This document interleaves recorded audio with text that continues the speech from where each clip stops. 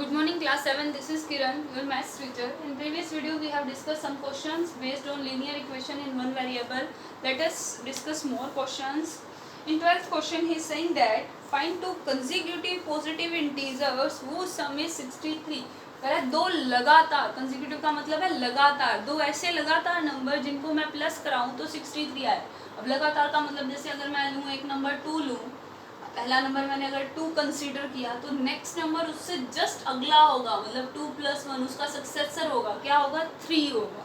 ठीक है, उससे भी अगला नंबर अगर वो 3 नंबर कहता तो उससे अगला नंबर क्या होता, इसी 2 में मैं 2 प्लस, पहले 1 प्लस कराया फिर 2 प्लस कराया, फिर उससे नेक्स्ट नंबर लेना हो तो 3 प्लस कराओगे, उससे नेक्स्ट लेना हो तो 4 प्लस कराओगे. मतलब जितने जितने आपको नंबर चाहिए वैसे हम 1 2 3 करके वो नंबर्स ऐड कराते जाएंगे. ठीक है, लेकिन यहाँ वो अभी सिर्फ 2 नंबर कह रहा है, 2 कंसेक्यूटिव नंबर, तो आपको 1 ऐड कराना है बस. आगे 1 2 3 4 5 नहीं ऐड कराना. ये सिर्फ मैंने आपको बताया था बाई चांस अगर 3 कंसेक्यूटिव नंबर आ जाएं, 4 आ जाएं या 5 आ जाएं तब आपको इस तरह से निकालने होंगे. ठीक है, यहाँ मैंने एग्जाम्पल 2 ले लिया. अब यहाँ क्योंकि यहाँ उसने एग्जाम्पल मतलब आपको एग्जैक्टली नहीं बताया पहला नंबर क्या है, तो आपको एक वेरिएबल लेकर चलना होगा. तो मैं लेट कर लेती हूँ, let the first number is,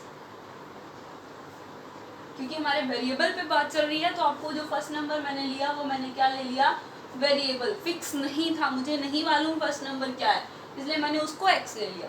लेकिन एग्जैक्टली ये पता है जो सेकंड नंबर होगा ना उससे जस्ट अगला होगा, जस्ट 1 प्लस करना होगा. ठीक है, 2 ही नंबर चाहिए थे तो 2 ही लिख लिया. अगर थर्ड नंबर चाहिए होता तो इस x में मैं क्या 2 ऐड कराती. ठीक है, अभी बताया ना मैंने आपको, लेकिन हमें 2 ही चाहिए तो हम यहीं तक लिखेंगे. अब हम आ जाते हैं हमारे 80Q पर. अकॉर्डिंग टू क्वेश्चन में कह रहा है इन दोनों नंबर्स को आप ऐड कराओ, first number plus second number, then your answer will be 63.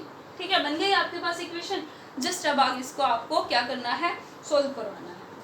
Next 13 question की बात करें, उसमें कह रहा अ सम ऑफ ₹800, मतलब आपके पास टोटल जो रुपीज हैं, टोटल सम वो आपके पास 800 रुपीज है.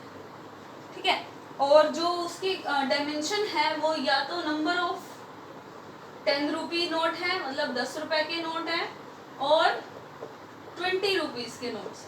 ठीक है, इस तरह की डायमेंशन है. उसने एग्जैक्टली नंबर नहीं बताया 10 रुपीज के नोट कितने हैं, 20 के कितने हैं.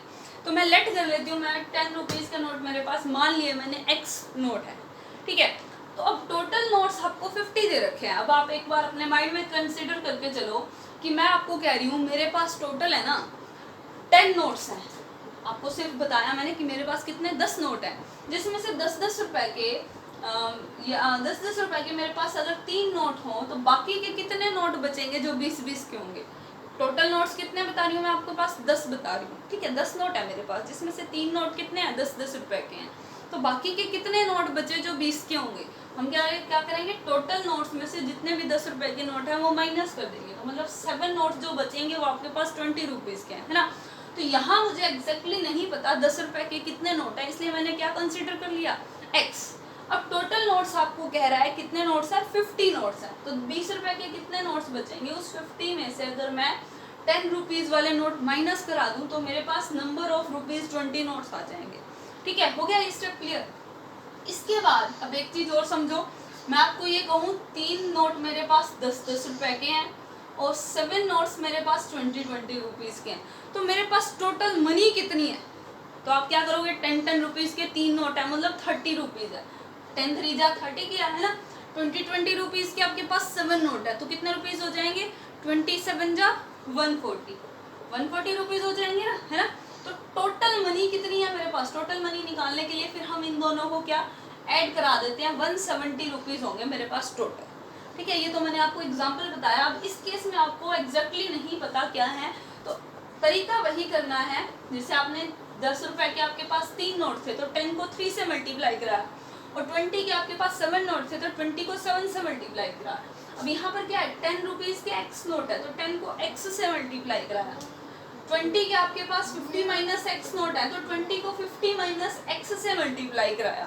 नेक्स्ट स्टेप में दोनों को ऐड करा दिया, दोनों को ऐड करा दिया, तो टोटल मनी आ गई आपके पास 170. अब यहाँ तो मैंने निकाली थी, यहाँ उसने खुद बता रखी है टोटल मनी मेरे पास कितनी है, 800 रुपीज़ है.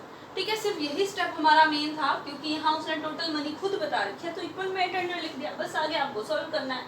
ये 10x बना, ये बना आपके पास 1000, ये बना -20x इक्वल 800।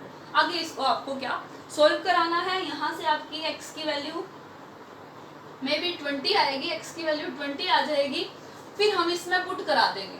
20 रुपीज़ के नोट बन जाएंगे, 10 रुपीज़ के 20 बन जाएंगे, और 20 के आपके 50 - 20 30 नोट्स बन जाएंगे। ये आपका क्या आ जाएगा, आंसर आ जाएगा।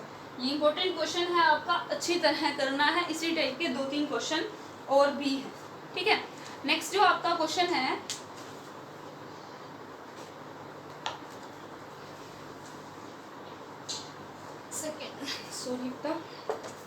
नेक्स्ट क्वेश्चन जो है आपका, वो उसमें क्या कह रहा है, क्वेश्चन नंबर 14 में वो कह रहा है total number of students in a class.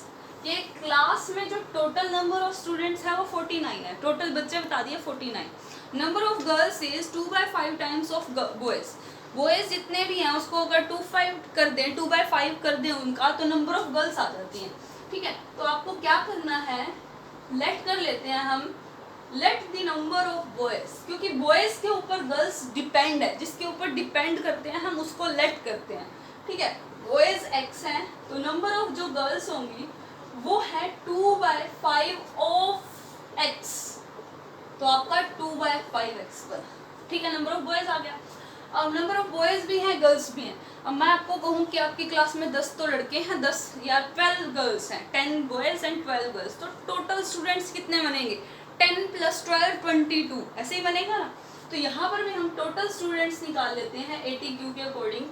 Boys x हैं, गर्ल्स 2/5x है, दोनों को ऐड कराऊँ तो टोटल स्टूडेंट्स आ जाएंगे जो उसने खुद बता रखे हैं, कितने हैं, 49। अब बस इसको आगे आपको सोल्व करना है। इसका एलसीएम ले लेंगे, 5 आएगा, 5x + 2x = 49।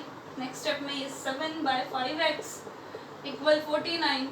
x is 49 × 5/7 reciprocal हो गया 35। तो मतलब नंबर ऑफ बॉयज जो आया आपके पास वो 35 है, और जो गर्ल्स आई आपके पास वो 2/5 ऑफ 35 14, या फिर 49 में से 35 माइनस कर दो, तब भी आपके पास 14 क्या गर्ल्स आ जाएंगे, ठीक है। वो आपके ऊपर डिपेंड करता है।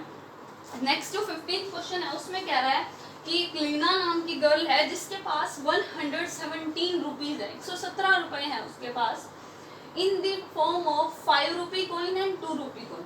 पीछे जो हमने क्वेश्चन किया उसमें टोटल 800 रुपीज़ थे, डिमेंशन थी 10 रुपीज़ और 20 रुपीज़ की। बट यहाँ जो क्वेश्चन है आपका, इसमें कह रहा है आपके पास टोटल रुपीज़ तो है 117, लेकिन 5 रुपीज़ और 2 रुपीज़ के कॉइन है।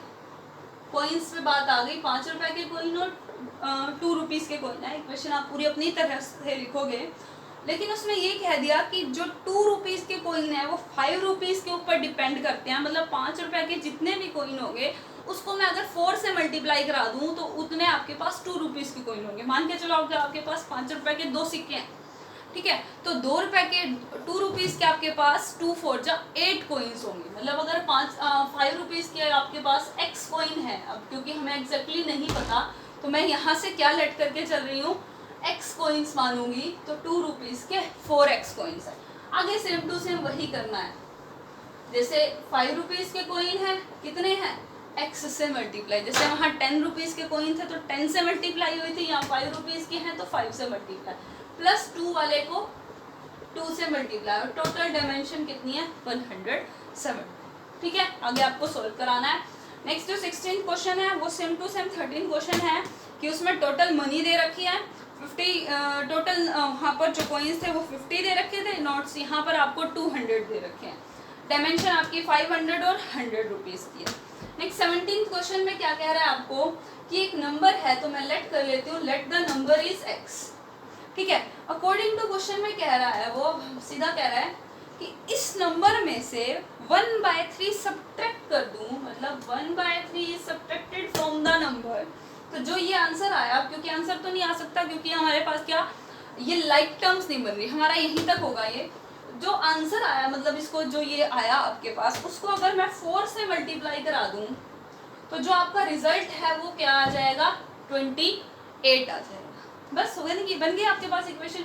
इसको क्या आपको सोल्व करवाना है, ये 4 यहाँ इसके पूरे के मल्टीप्लाई में, आप चाहो तो पहले 4x माइनस 4/3 मल्टीप्लाई कर दो, फिर एक एक स्टेप उधर ले जाओ, चाहे ये 4 इस पूरे के मल्टीप्लाई में है पहले स्टेप में भी इसको यहाँ नीचे डिवाइड में लेके जा सकते हो, वो आपकी मर्जी है, कैसे भी सोल्व करो। ठीक है, next question number 18th, 19th और 20th है जो आपका क्वेश्चन, ये एज के ऊपर डिपेंड कर रहे हैं। ये भी इम्पोर्टेंट क्वेश्चन है हमारे, इन्हें भी आपको ध्यान से देखना है और समझना है। क्या कह रहा है सुदेश इज, जो सुदेश एक लड़की है, एंड सीमा, सुदेश एंड सीमा दो हैं लेडीज, जो लड़की हैं या जो भी हैं, उनका एज आपस में कनेक्टेड है। ठीक है, अब कौन सा किसके ऊपर डिपेंड करता है, ठीक है, हमें ये देखना है कौन डिपेंड कर रहा है और किस पर कर रहा है। जिसके ऊपर डिपेंड करता है उसको हम लेट कर लेते हैं। जैसे पीछे वाले क्वेश्चन में गर्ल्स जो है वो बॉयज़ पर डिपेंड करती थी तो हमने बॉयज़ को लेट कर लिया था। यहाँ जो है सुदेश है वो is twice as old as Seema, Sudesh जो है वो सीमा के ऊपर डिपेंड कर रही है, तो हम यहाँ लेट कर लेंगे, लेट एज ऑफ सीमा। सीमा की एज अगर एस है, एक्स है, तो एज ऑफ जो सुदेश बनेगी, सुदेश की एज उसके ऊपर डिपेंड कर रही है, कितनी है, उससे ट्वाइस है, मतलब 2 टाइम्स है, 2x हो गए। ठीक है, अब हम अकॉर्डिंग टू क्वेश्चन में आए, कह रहा है 6 years is subtracted from Seema age, Seema की एज में से 6 माइनस कराओ, एंड सुदेश की एज में 4 प्लस कराओ। अब ध्यान से एक बार ये चीज हमें कंपेयर करनी है, एज वाले क्वेश्चन में कौन छोटा और कौन बड़ा, यहाँ से क्लियर हो रहा है सीमा छोटी है और सुदेश बड़ी है। ठीक है, और जब ATQ में आते हैं इसमें भी हमें ये देखना है कौन छोटा कौन बड़ा, छोटे में से कुछ माइनस किया, बड़े में कुछ प्लस किया, तो सेम कंडीशन रहेगी, जो छोटा था वही छोटा रहेगा, जो बड़ा था वो बड़ा रहेगा, है ना। तो अब यही छोटा है, ये बड़ा है, इन दोनों को वो कह रहा है 4 टाइम्स हो जाएगा, ये इसकी एज का 4 टाइम्स हो जाएगा। अब जब भी टाइम्स, मल्टीप्लाई या मोर दे रखा हो, प्लस कराना दे रखा हो, तो जो छोटा होता है हम उसको या तो मल्टीप्लाई कराते हैं या ऐड का केस हो तो ऐड कराते हैं, किसमें, छोटे वाले में। अब यहाँ छोटा क्योंकि सीमा वाला एज था इसलिए मैंने छोटे वाले को किससे 4 टाइम्स करा दिया। उसने लिख रखा है Sudesh will be 4 times Seema age, Seema की एज का 4 टाइम्स करा दिया। क्या आगे जस्ट आपको क्या करना आना है, सोल्व कराना है। 4x minus 6 equal 2x plus 4, next step में 2x इक्वल 10, x इक्वल 5, तो सीमा की एज आपकी 5 आ जाए। 4 years ago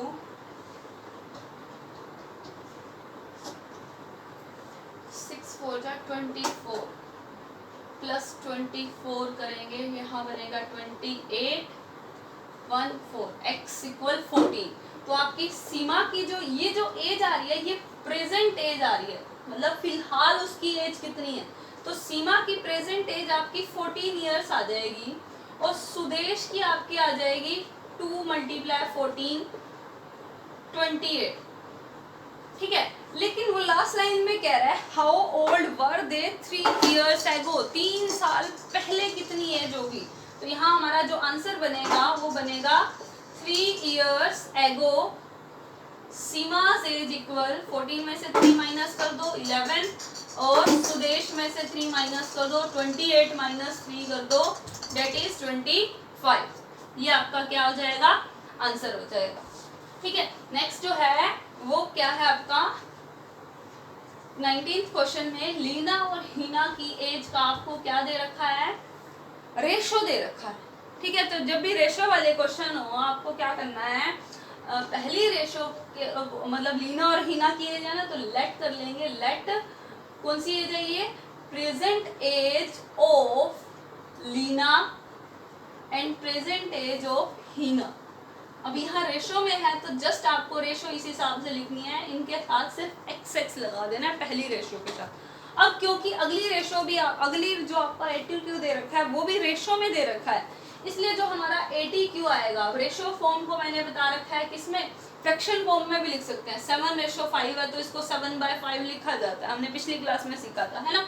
तो अगला वाला जो आपका है वो भी रेशो में दे रखा है, इसलिए हम इसको क्या बाय फॉर्म में लिखेंगे, रेशनल नंबर फॉर्म में लिखेंगे। क्या कह रहा है 10 years hence 10 साल बाद, तो 10 साल बाद मतलब 7x में भी 10 प्लस करो और 5x में भी 10 प्लस करो। क्योंकि रेशो फॉर्म थी इसलिए मैंने इसको किसमें, रेशनल नंबर में लिखा है। Date will be 9/7। 7। अब क्या करना है नेक्स्ट स्टेप में आपको क्रॉस मल्टीप्लाई आती है ना, ये इससे मल्टीप्लाई होगा, ये इससे, ये ध्यान रखना ये नंबर इन दोनों से मल्टीप्लाई होगा, सिर्फ एक से नहीं। 7 × 7x + 10 that is equal 9 × 5x + 10। Just आगे इसको सोल्व करना है, आपका आंसर आ जाएगा दोनों की प्रेजेंट एज। क्वेश्चन नंबर जो 20 है वो भी इसी की तरह है, एज वाला क्वेश्चन है।